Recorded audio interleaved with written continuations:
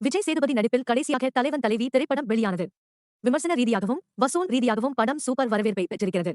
சூழல் இப்படி இருக்க விஜய் சேதுபதி மீது பாலியல் புகாரை வைத்தார் பெண் ஒருவர். ரம்யா மோகன் என்பவர் தனது எக்ஸ் பக்கத்தில், எனக்கு தெரிந்த ஒரு பெண் இருக்கிறார். அந்த பெண்ணை விஜய் சேதுபதி பல வருடங்களாக பயன்படுத்தினார்.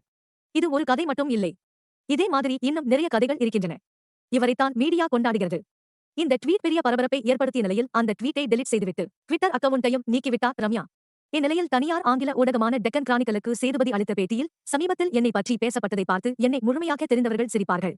இதுபோன்று மோசமான புகார்கள் ஒருபோதும் என்னை பாதிக்காது. எனது குடும்பத்தினரும் நண்பர்களும் கவலையடைந்திருக்கிறார்கள். நான் அவர்களிடம் விடுங்கப்பா என கூறியிருக்கிறேன். கவனம் ஈர்க்கவே அந்த பெண் அப்படி சொல்லியிருக்கிறார். சில நிமிட புகழுக்காக செய்திருக்கிறார். அவர் அதை என்ஜாய் செய்யட்டுமே. இந்த விவகாரம் பற்றி சைபர் கிரைவில் புகார் கொடுத்திருக்கிறோம். 7 ஆண்டுகளாக அனைத்தையும் பார்த்துவிட்டேன். என்னை குறிவைத்தாலும் என்ன பாதிக்காது.